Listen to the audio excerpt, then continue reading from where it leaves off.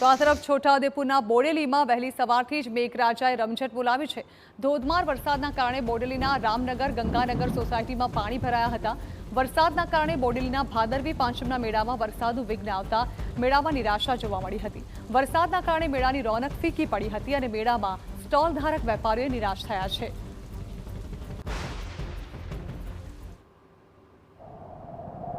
મેઘરાજાની વધારે પડતી મહેરને કારણે આજે આખી રોનક ઉડી ગઈ છે આ મેળાની, લોકમેળાની। દુઃખદ વાત તો એ છે કે જે 24 કલાક અગાઉ નાના મોટા વેપારીઓ જે મેળા માટે આવ્યા છે એ લોકોના પણ આજે વેપાર ધંધાના કોઈ ઠેકાણા નથી। મને યાદ છે ત્યાં સુધી છેલ્લા 15-20 વર્ષમાં આ મેળામાં આજે જો ભંગ પડ્યો હોય વરસાદને કારણે તો આ પ્રથમ મેળો છે।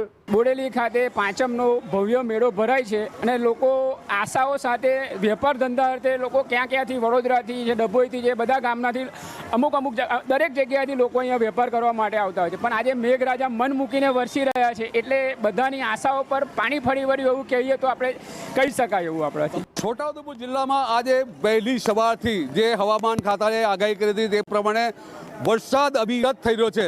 કેટલાક નીચાણવાળા વિસ્તારો છે તેમાં પાણી ભરાયા છે તો કેટલાક વિસ્તારોમાં પાણી ભરાવાની શંકા જોવાઈ રહી છે। ખાસ કરીને જો વાત કરવામાં આવે તો આજે બોડેલીનું મુખ્ય બજાર છે। આ બજારની અંદર ખાસ ભરાતો હોય છે, પાંચમનો મેળો કહેવાતો હોય છે। આ મેળાને લઈને લોકો દૂરથી વેપારીઓ અહીં આગળ મેળામાં આવતા હોય છે, પોતાનો સામાન લઈને આવતા હોય છે। સામાન અહીં આગળ લગાવી દીધો છે, નાની નાની હાટડીઓ લગાવી દેવામાં આવી છે। આપ જોઈ શકો છો કે આજે ફૂલની દુકાન લગાવી છે।